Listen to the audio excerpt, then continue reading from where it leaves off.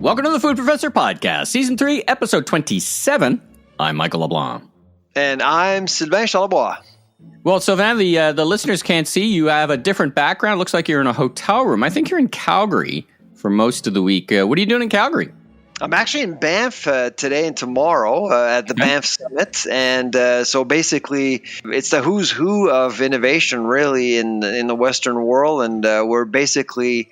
we're put into a room to try to figure out things, how to actually empower economies to better innovate. Of course, my area is agri-tech, agri-food. So there's a few people in the agri-food sector that is looking at what should be our priorities. How do you actually innovate? What does innovation mean really for agri-food? So it's been interesting so far. So I'm spending 2 days here and then moving over to Calgary for investors, and that's going to be a really great session. It's over 3 days. I'm speaking on Thursday afternoon. This week's Alberta is all about innovation and politics because it's election day here, of course. What an interesting time to be in Alberta. Now, are these two conferences or sessions, are they connected or are they just adjacent? How would you describe it? They are connected, organized by two different groups. I think that they just tried to, optimize the capacity they had in the province for a while. So they all ask whether or not I would be willing to fly in 2 days before to attend the summit in Banff, basically. Okay. All right. Well, that's interesting. I look forward to hearing all about that on our next episode. You can share what you learned and what your fellow great roster of speakers. So I was very impressed. Now, I can't attend, but I am attending a great conference. I'm attending our Retail Council Canada Store Conference. I'll be on the stage twice myself, once moderating a panel on the future of shopping malls, and the second on the main stage with the Senior Vice President of Loblaw Media, talking about retail media networks. Talk about the size of the prize, their approach to building the division, and their value proposition versus the big platforms. So, what do you know about retail media networks? They're all the buzz when I'm in the States at grocery conferences. That's all they want to talk about is this opportunity to turn all this traffic, all this volume of people, all these loyalty viewers into advertising and compete against basically the platforms, take that money away. So it's not co-op spending. It is actually taking money away from the likes of the Facebook's Meta and all the platforms. Pretty interesting, right? Our very special guest on this episode from the West Coast to discuss salmon aquaculture, the benefits and the controversy. Isaiah Robertson, elected councillor of Kitasoo-Case Nation and general manager of Kitasoo Development Corporation. Stephanie Colombo, Canada Research Chair in Aquaculture. And Tim Kennedy, President and CEO Canada at Canadian Aquaculture Industry Alliance. It's a topic we've never covered before, and so I'm glad that we have three experts. We have a stakeholder, we have a lobbyist, Tim, and Stephanie Colombo, who is, I would argue that she's probably the best researcher in aquaculture that we have in this country. So I was very happy that she's able to join us. Great. So at the end of that discussion, we'll have a fulsome understanding from all different points of view. So looking forward to that. Breaking news. Let's get into the news. Breaking news. And I thought this was an interesting way to start. The UK government is discussing plans for supermarkets to introduce a cap on the price of basic food items to help tackle the rising cost of living. I've seen this pop up every now and then in Canada as well. It's a voluntary agreement. And of course, everyone is saying this is crazy. This is not how it works. And food prices have gone up 19%, second highest rate in 45 years in the UK. There's no plans for a mandatory price cap. What do you make of all this? Is this just, how do you even implement this? Is this just politics on the screen, or what's going on here, do you think? It's as soon as I see a government mentioning caps and trying to manipulate market conditions, I always get nervous. It's nerve-wracking. It can lead to companies exiting. It can lead to shortages. It can lead to empty shelves, higher food prices, essentially, and less competition. So it's always a be careful what you wish for sort of scenario. But I mean, I can feel for governments. I suspect that they're hearing it every single day from constituents. I mean, they're always they're always asked. A lot of people think that inflation is an artificial phenomena propelled by greed, essentially. And if you believe that, Yeah, if that's your framework, you see yeah, it's if you like a believe hammer and that a nail, greed right? is very much part of the narrative, well, you would want a government to intervene. I have yet to see a good model measuring greed properly. It's Yeah. interpreted, but rarely well measured. And so, I know where they're coming from. I know where the UK government is coming from. But it can only actually make things worse. I mean, going back to Canada with the grocery rebate that's going to be given on July 5th, that's an extra $2.5 billion you're injecting in the economy. Guess what's going to happen with food prices or inflation in general? It's not going to help. It may actually push prices higher. It's only $2.5 billion. It's not much, but over the years, we've seen provinces helping out, quote unquote. We've seen the federal government actually helping out as well. And as soon as you do that, there is a price to pay. You are inflating the economy artificially, pushing prices higher. Yeah, That's an interesting. Well, it's an interesting point. I mean, in one, 2.5 billion is a big number, except when you take into account the size of the economy. So it's really at a household level. How much is it? It's hundreds of dollars, right? But if the intent is to help people with their grocery bill, it's the last thing you want to do. Let's look at food stamps, for example. Let's look at a food autonomy strategy for the country. I mean, let's look at a guaranteed minimum income. There were two projects that were squashed by the Ford government in Ontario, unfortunately, a few years ago. I mean, those are really great solutions for the longer term. Sending out checks to people on July 5th is only going to help for maybe a month, and that's about it. And but you don't see that one time raising the price of food in grocery stores, do you? Do you make that with it's a relatively small amount of money? Do you see prices going up? It's not going to help prices drop. But you wouldn't make prices go up, would it? I'm not sure. I mean, I go back to Milton Friedman's theory. I mean, inflation is first and foremost a monetary phenomena.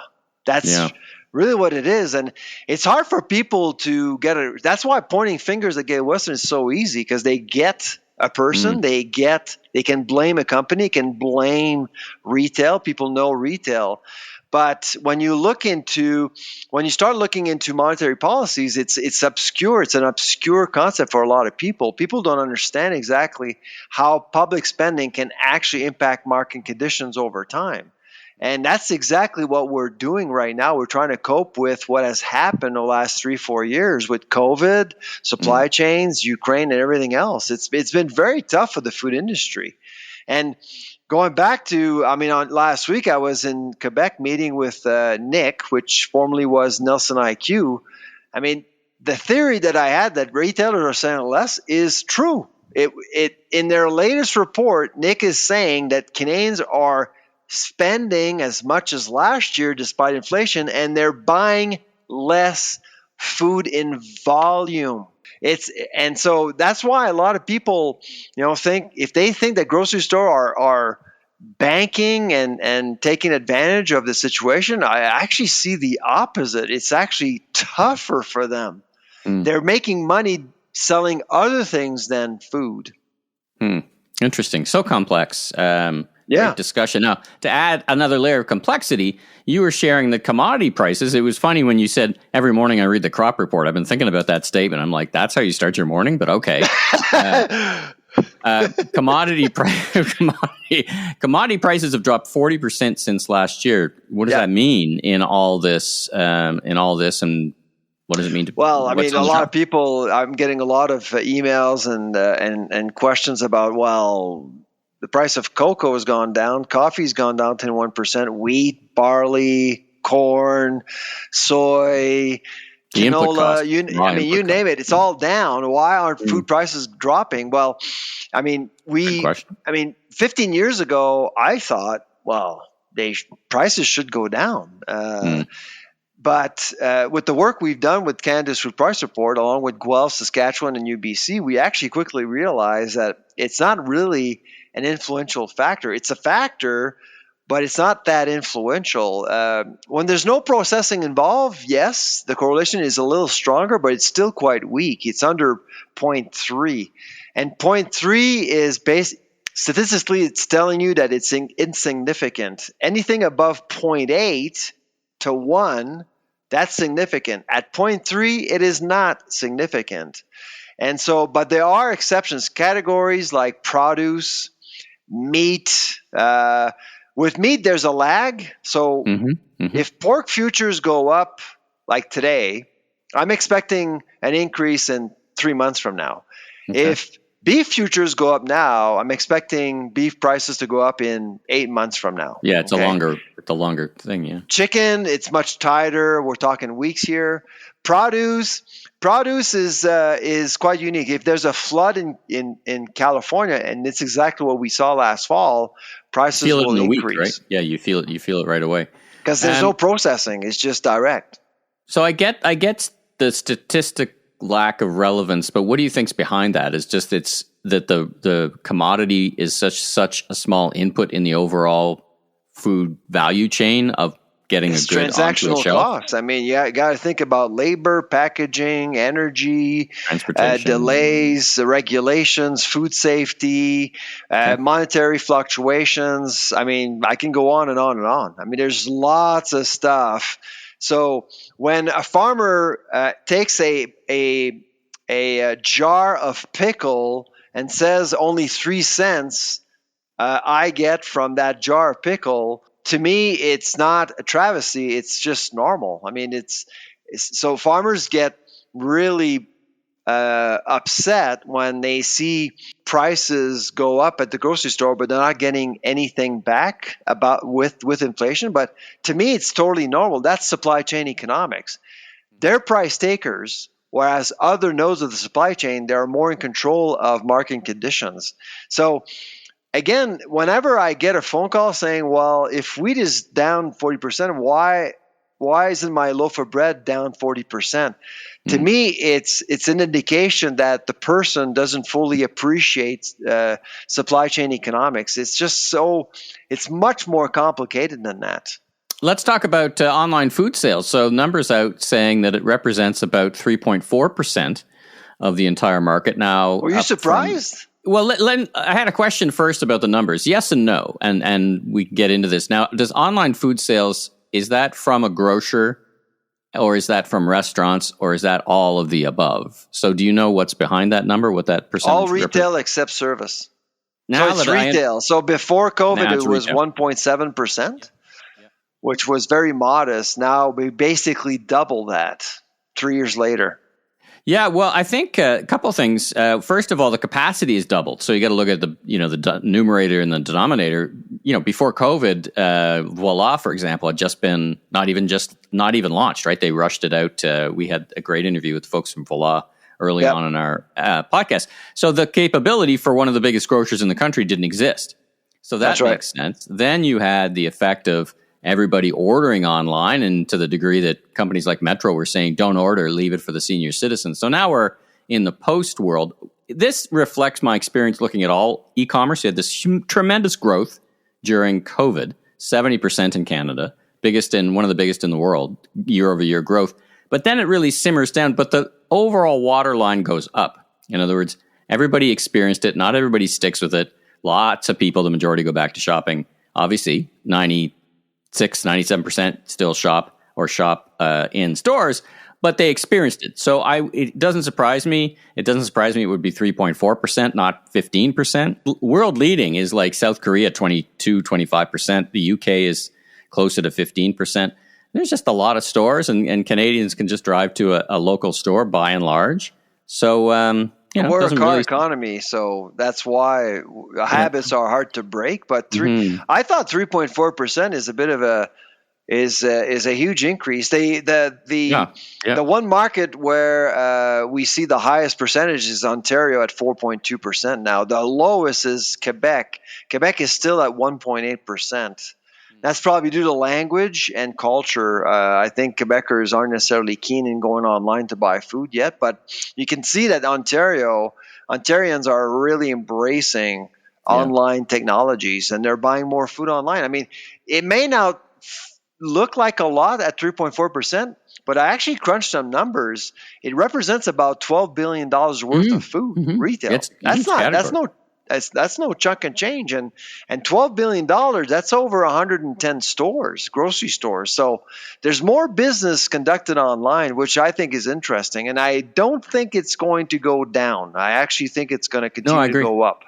Interesting. Well, we can have a longer discussion, but let's move on. I wanted to dovetail that number with the story I just recently read about the death of ghost kitchens. So Uber Eats recently booted thousands of digital restaurants off their platform to declutter its app. I mean, in COVID, we thought this is the rise of the ghost kitchen.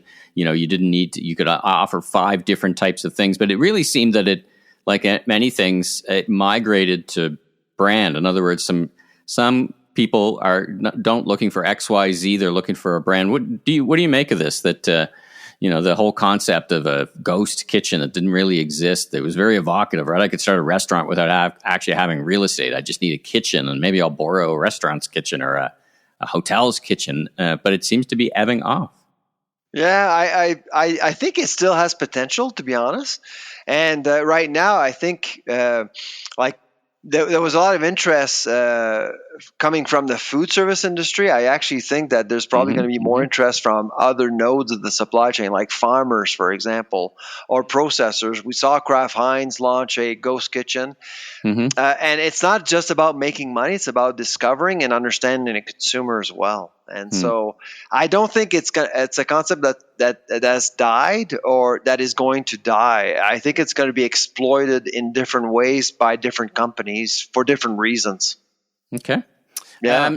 Last thing before we get to our interview, you spoke on social media about a Canadian juice company being delisted on a grocer shelves in lieu of. You want to know who it is, eh? Well, yes and no. For a U.S. based. Actually, there are 2 companies, not 1, 2. Oh. Now, you said in that, and just I wanted to follow up on this because it would just help me continue to understand things like the code of conduct. You said this is the kind of behavior the code would address. I was a bit confused about that. Isn't that just a basic listing process, allowed in the code? You get to choose which vendors. It's not about the delisting. It's about the amount of time. It's the 6 weeks. 6 weeks. Oh, okay. Yeah, that's pretty violent. I mean, yeah, companies delist companies. I mean, I think Loblaw or Sobeys should have the right to delist. I mean, that's business. Sure. It's the 6 weeks that bothered me. 6 weeks is not a whole lot of time to pivot for a small company. Small companies, that's a tough hit. Okay. Especially when you're in the middle of May, you're predicting, you're looking at your sales, you're talking to your bankers. Yeah. I mean, both companies have actually called me, and I mean, it's a huge blow to them. Sure. If they would have been given, say, 3 months. Okay. Like 3 months is more manageable in my view. Like it's a quarter. You can talk to your bankers, recalibrate, work on your strategy. Look for other customers. Yeah. Yeah, but 6 weeks is just not enough. But is the code that precise in its language, or does it say what's fair? And I guess is fair to be determined by various things brought up in front of the code, or does it say 6 weeks is not long enough? You have to give a reasonable time. But right now, what's so. Mm-hmm. What do you do when something like that happens to you? You just basically suck it up. Really. Yeah. Or you call an academic, or you call your banker. But I mean, both companies decided the next day to fly over to that grocer's head office to basically understand what's going on and to perhaps ask them to change their minds.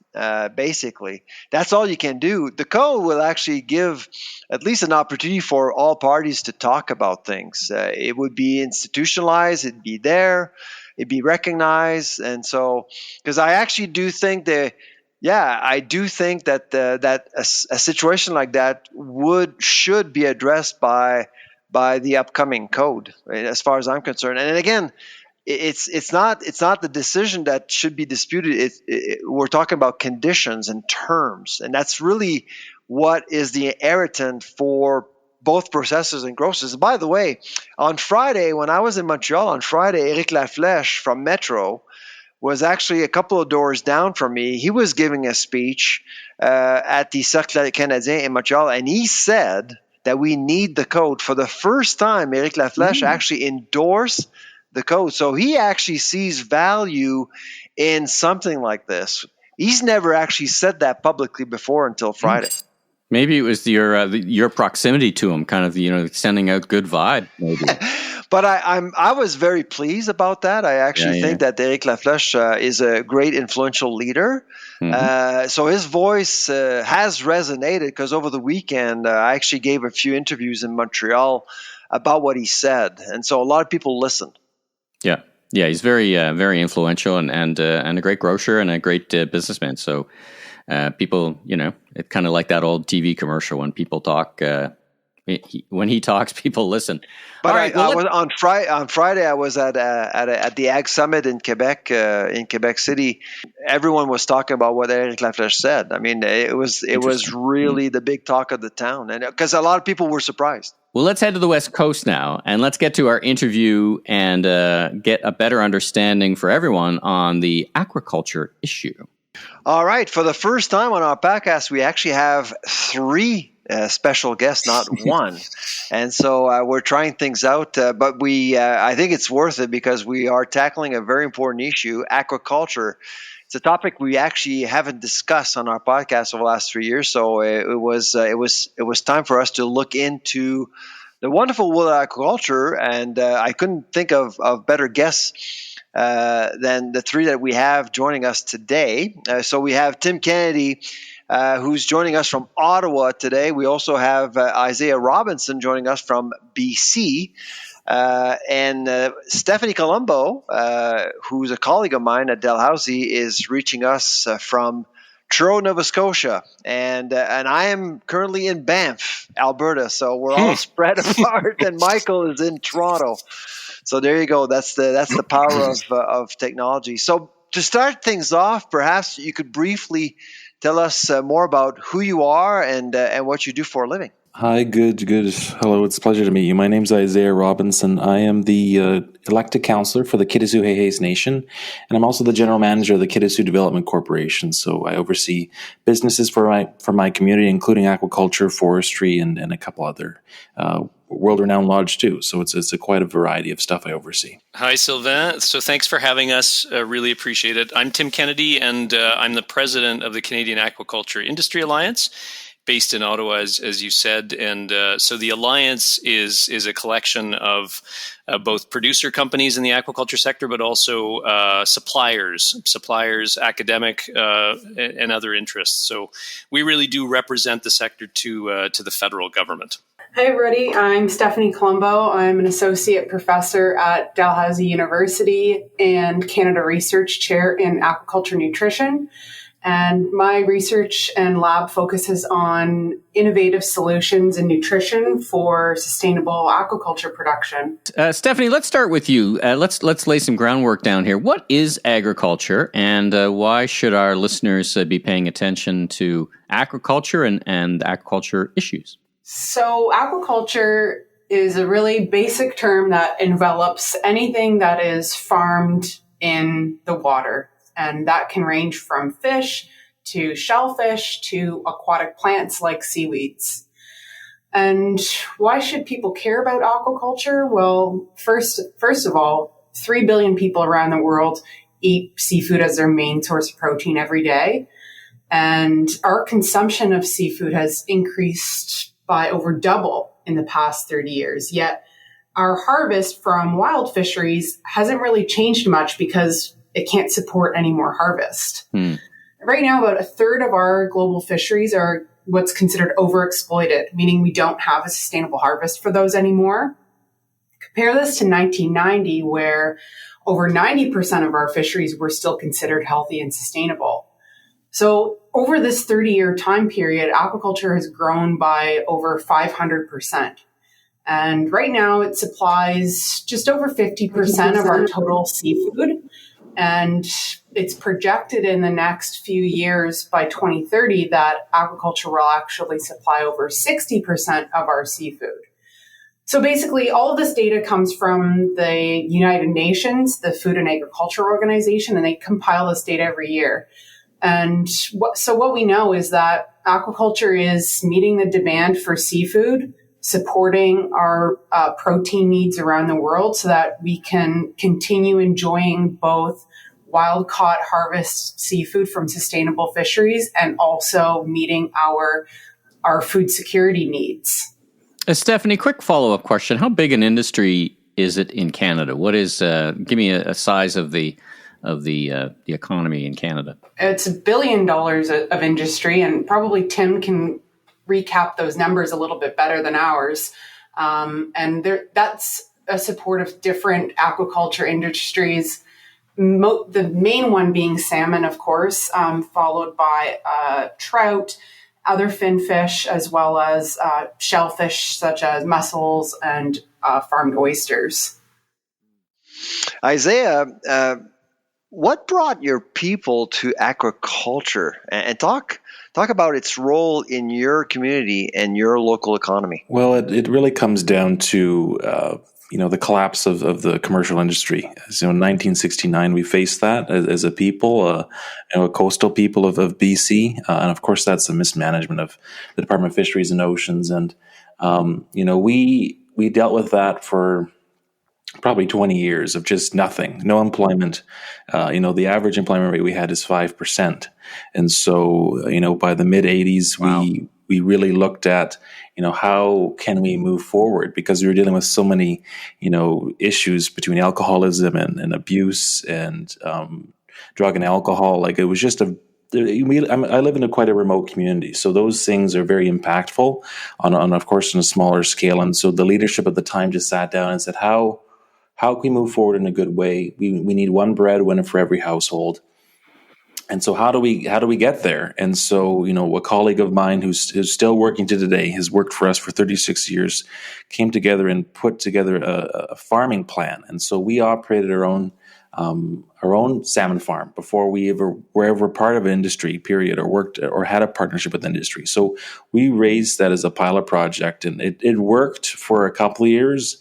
And unfortunately, the scale we had and the quantity was just not sustainable. And so we've signed an agreement. And so we've built relationships. We've worked with our industry partners after that success of our own operations, partnered up, and now have one of the longest standing partnerships in aquaculture, period, with an Indigenous community, and have really grown close with this industry, as it's now our people have multi-generations have participated in this, and it's such a large part of our community. And now we have a 99% employment rate. We've come from 5 to now 99, and so our leadership have set the bar and have well over exceeded in regards to what our expectations were. So it brought hope and prosperity. 100%. Yeah, that's great.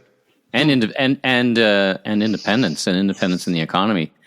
Tim, there's one of the things that brings us here today. I want to learn more about aquaculture and the role of it for Isaiah and his people on the West Coast. But there seems to be some controversy. As an organization, you're sending letters to the Prime Minister, which I know in the advocacy world is kind of pushing the nuclear button. It's kind of one of those last resort things. What's going on? What's the element that brings us here together to chat about the controversy about what's happening?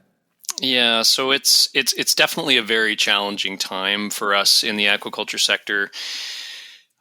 What's happening is that in British Columbia, there is controversy around salmon farming in British Columbia. So Isaiah was talking about how important it is to his community, but there's a very large activist base in British Columbia who are very influential, who have been pushing hard against salmon farming and claiming that salmon farming is really damaging wild salmon stocks. Now, what we're seeing is a decline in wild salmon stocks over a very long period. But as Isaiah also said around the collapse of the commercial fishery, There's lots of evidence that this is for all sorts of other big reasons, and there's lots of evidence that salmon farming is having a very minimal to negligible effect on wild salmon. So, regardless, we have a very strong activist community, very well organized, that have been pushing very hard against us and connecting with the Liberal government in Ottawa, who is our regulator. So DFO is the regulator, Department of Fisheries and Oceans, of the sector in British Columbia, and so we have seen some shutdowns. So in the last 2 years, 40% of salmon farming in British Columbia has already been shut down.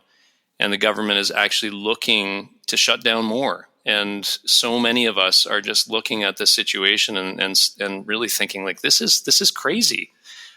This is an amazing product that's being produced in British Columbia, incredibly sustainable, right? So international review bodies have recognized those companies that are producing that salmon as being amongst the most sustainable producers of protein, animal protein in the world. And yet this government is actually moving against them and going against their science and the departmental science advice at the same time. So it's perplexing. We're all feeling like what is going on, and it's a very challenging, obviously, situation for so many who are losing jobs. We're seeing jobs being lost. We're seeing food not being shipped across Canada. People actually finding it very hard to find Canadian-raised and especially BC-raised salmon in stores. So, lots of impacts on consumers as well. Stephanie, step in here. Is there any science on the other side of that argument, so to speak, that says that ending salmon farms will deliver the objective, bring back wild salmon? And then a follow-on point, if you could speak to it, is this happening in other countries around the world, and how are they dealing with it? That's a big question. Tim kind of alluded to a report from that was written by DFO scientists about one of the issues that's being discussed right now is what is the impact of farmed salmon on wild salmon populations, specifically, obviously, Pacific salmon. One of those issues is surrounding sea lice, which is a natural pest of wild and farmed salmon. And so their report basically said that there was no statistical association or significant association between the infestation of sea lice on wild salmon from farmed salmon. Now, there's another side to that, which was written by a number of scientists, Canadian scientists at different universities in Canada, like UBC and U of T, that were against that letter and were questioning the results that were written by the DFO scientists. But in terms of the impact on wild populations, the DFO report said that there was a lack of statistical significance, but also there was, a positive trend in all of the areas. But the main conclusion is that you can't have a direct causation and correlation from the farms when we don't really understand the infestation on the juvenile Pacific salmon. So their report was that you cannot explain the pressure from farmed salmon for sea lice on wild salmon. And that's basically what the issue is, that we don't really understand the mechanisms around why we are seeing some unexplained fluctuations on the Pacific salmon populations. And because there's so many factors at play, ending salmon farms is not the solution to a problem that we really don't understand very well. And that's going to take some international coordination to understand what are the issues. One of the big issues that's having an impact on wild salmon is climate change. So removing salmon farms in certain areas is not going to be a single answer to that problem. So a lot more research has to be done before we make those kind of decisions, like removing salmon farms in BC. So this lack of clarity is still influencing policy, I guess. We don't know, but the federal government is still moving against salmon farming. Is that how we should be reading this? If I can respond, it's Tim. Yes, absolutely. They are moving against or considering moving against further BC salmon farming or production in BC. I just add one thing is that when we look at governments and how they respond to science. Politicians, as we all know, there are very few politicians who are scientists. I'm not a scientist. I'm glad Stephanie's on the call.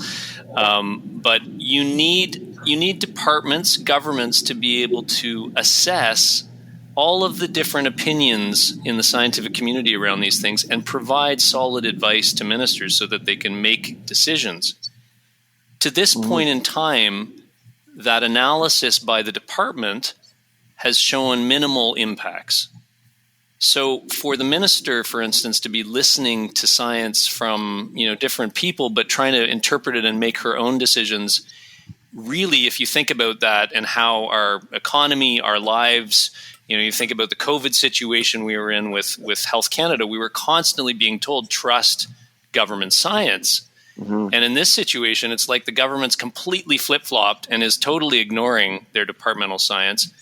And really just focused on making a political decision that will have huge impacts on people in British Columbia. So it's a really untenable situation we're in, and I think could have big impacts and implications for other food producers in Canada, resources sectors, etc. Now, the federal government is committed to transitioning, quote unquote, the BC salmon sector. What does that mean, Tim? Yeah, I'm gonna turn over to Isaiah because Isaiah's been doing a lot of work on this as well. But I'll just make a quick intro comment and say a commitment was made in the 2019 federal election, and the Liberals took on a commitment that again was very political, didn't have science behind it, and it was to transition BC salmon farming basically out of or away from what they call open net pens. So salmon are raised in pens in the ocean. And so they talked about transitioning, but nobody has any idea to what. The activists were talking about, right, putting all the salmon on land. That is just not possible for British Columbia. It's not really possible anywhere in the world right now. It's very highly experimental. So lots of discussions going on, but I think the fundamental issue is what do the First Nations in their territories want? And that's where I'm going to turn it over to Isaiah to talk about what he's doing in his community. Yeah, thanks, Tim. Maybe just for the bigger picture when it comes down to this commitment. And so like you said, in 2019, this item was just thrown on the last minute platform when it came to the Liberal government. And so they obviously didn't do a lot of homework when it came to how many nations are part of this overall industry, because now they promise reconciliation and they promise lots of other things. But when it comes down to it, there are 17 communities that rely on this industry, period, and there's 203 in BC. So it's of course there is some opposition, but when it comes down to it, these nations that have farms in there have been farms, of course, removed from the territories or from First Nations that don't want them, and that has been accomplished over the last several years. However, there are some nations, like on the central coast of BC or along the coast of Vancouver Island, that have had their farms removed without proper consultation. So the government's really made it a difficult situation when it has come to this overall transition discussion, because they've consulted some First Nations and not others. And so when it comes down to this reconciliation piece, which is a big word when it comes to Indigenous people and expecting some moving forward in good faith, if anything, it just is completely contradictory to the 17 nations that are in support of this industry. And when it comes down to it, makes it quite difficult to work with the government when we've dealt with past wrongdoings. When my community has come from 5% to now 99% employment rate, it's quite a concerning discussion. And 51% of my economy is just farms. And so this transition discussion is so critical, yet we don't know what the end goal is. We don't know what's changing. And so, Yes. The rest of the nations, they're all in the same boat, quite concerned because the minister is just on her warpath of a one-track mind of just trying to deal with this in her own way without understanding reconciliation. Minister Joyce Murray. 100%. Yeah. So Isaiah, I'm really glad you were able to join us today. So you're saying the DFO has talked to some First Nations, but not all of them. How would you portray First Nations support of salmon farming in general in BC right now? Well, I think, like I said, there's 17 nations that have agreements or support the industry as a whole, and so that's when it comes to industry, when it comes to the situation, it's very odd that there be a group of First Nations that band together to try to really deal with this type of situation. So, of course, 17 out of 203 is a good chunk of First Nations. However, there is still opposition, and just like in my own community, there's some opposition too. But really, when it comes down to it, educating and providing those understandings of the industry, because it's a lot of misinformation that's out there right now, and that's really the crux of this problem is that we have a minister that's running this department who's going off of some scientists, quote unquote, to make these decisions, and it's not adding up. And so for us who have, Kitasoo has done science for the last 18 years, specifically on this industry, because, we're the stewards of the land. We need to understand what this industry is doing, just like anybody else within our territory. So having a grasp on this stuff is super critical, and we've done it. Yet, our science match is very parallel to the Department of Fisheries and Oceans, and yet it's completely discredited.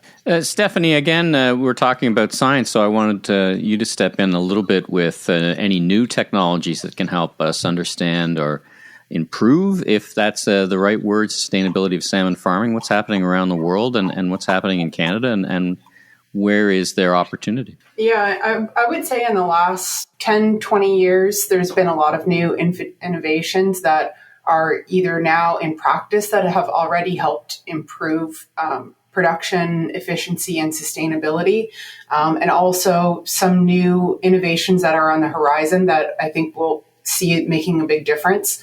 Of course, we've been talking about some of the controversies, like some of them being sea lice and feed sustainability and nutrient outputs and waste and things like that. And for example, our lab is addressing some of these challenges. Even climate change is going to be a challenge in sustainable production. But we're working on new innovations in nutrition, like using seaweeds and algae as ingredients, and that can help reduce the wild source fish that has previously been included in the diet. And now, compared to even 20 years ago, there's very minimal wild sourced fish meal and oil that's in the diet, and that has significantly improved the sustainability of the industry. And some of these new ingredients can help boost the immune system to make them more resistant to stressful events that climate change might bring and things like that. Some other really interesting stuff that's coming out that's in the horizon is some new data technology, and it's getting so specific that individual fish can be tracked, and that's based on sort of the freckles on their face, so you can recognize them by individuals, and that can help track their health and growth on an individual basis. So this is a more precise way of farming, and it's more efficient, and it's actually better for the welfare of the fish as well, since they don't have to be handled, and you can detect if there's any health issues very early on. Caring for the fish. There's less use of antibiotics than there ever was. Some of these are nutritional innovations. Some of these are based on other practices, like making sure sea lice are removed early and early detection. And there's also new innovations with regards to growing salmon on land, for example, as well. So there's a lot of things that have changed over the last few years that have even net pen design. So that has significantly helped prevent escapes that would have happened many years ago, but very much less frequently today than it was a decade ago because of better design. So there is so much innovation that's booming. And I mean, I've been involved in the industry not very long, but I've seen so much happen in a short period of time that's helping with the sustainability and efficiency of production. Isaiah, you've got you and your people have got 20 years of working on this, and is it are you at a place where you're ready to adopt these kind of new technologies, and you're probably inventing some technologies of your own, and what kind of resources is it going to take to adopt these? I mean, Stephanie's talking about AI and machine vision, freckles on fish. That's some pretty impressive stuff, but it, of course, will come at a cost. Where do you sit on adopting these new technologies and your lens on that? And I guess concluding what it, I think you've outlined it pretty clear what it will mean to lose aquaculture, but if you could bring us home with your perspective on new technologies and lastly, what's the impact going to be for you? Well, when it comes down to these new technologies, our partners have been very progressive in the sense of trying to handle, trying to move forward compared to other industries like forestry who still practice basically the same process of chopping trees down. When it comes down to aquaculture, the evolution is so prevalent and so fast and quick when it has come down to the last 20 years, if anything. I remember as a child going out to the farms and they used to manually feed the fish by hand. And so now today, I walk down to one of our partners' offices and I can watch this AI technology that Stephanie's referring to happen. We literally have it already. So the progressiveness of our partners is quite critical. However, these larger scale plans that, Kitasoo is also a very progressive nation when it comes to trying to move forward. We have models and expectations for our partners, and now technology with this new quote unquote transition plan discussion, we have basically no choice but to try to move forward in a more progressive way with our partners. So, this R&D is fantastic. This technology is fantastic. However, the money that's required is extremely large for closed containment or semi-closed or some of these other new stuff that are being chatted about are millions and millions of dollars. So when it comes down to the communities, right. We're definitely interested. We really would like to proceed it, but the government and of course we in industry are going to have to work together to try to really come to make this stuff come to fruition now that the government has set this path in motion. Mm-hmm. Can I just add on to that really quickly, and I'll just say, sure. BC salmon farming is the largest agri-food export, just to put it in perspective for the province. No, I didn't know that. So the way that it acts in the province and the provincial economy, especially in coastal communities, is that it is the anchor for so many other things. Right, so you have the investment that goes into the infrastructure, wharves, marine vessels, et cetera, and then you've got transportation, you've got various other inputs. It's a linchpin for the coastal economy in British Columbia. And when you start without deep thought and understanding, which is what's happening, you start taking those pieces out, things fall apart very quickly or potentially fall apart. So you have to see this as an anchor for all sorts of other industries, and that's one of the reasons it's so critical. And you've heard from Isaiah. There are many other nations who are in a very similar situation, who are appealing to the government to truly understand how important it is for them and for the economy of British Columbia. A very timely discussion about aquaculture in British Columbia. I want to thank all three of you on behalf of the Food Professor podcast. Tim Kennedy in Ottawa, Isaiah Robinson in BC, and Stephanie Colombo in Truro, Nova Scotia. Thank you all for coming on today and telling us more about what's at stake here. I appreciate it. Thank you, Sylvain. Thank you. Thank you so much. Such an interesting interview. I understand the whole issues better, and it's really one of the things I love about this podcast. We get to ourselves, me, and our audience get to dive into issues that are important for a whole range of stakeholders. So it's great to have everyone. It took a while to get everybody in the same place, but it was really worth the time and effort. I think it was a worthwhile discussion. And again, I was really pleased that we were able to get them on our podcast to talk about a very important and complicated issue. Yep. Since you're in the West, and my goodness, since reading the news about some wildfires in Halifax, I hope everybody's okay. Are they impacting agriculture at all? Should we be worried about what we're reading on the news? Does it translate for you? The thing about wildfires, of course, people think, well, it's away from farmland. It's we're talking about forests and woods, and well, actually, as soon as you affect the quality of the air, it could impact the quality of crops, depending on what you're growing, and that's really something that farmers are looking at very closely. Now, in Alberta, where I am right now, things seem to be clear.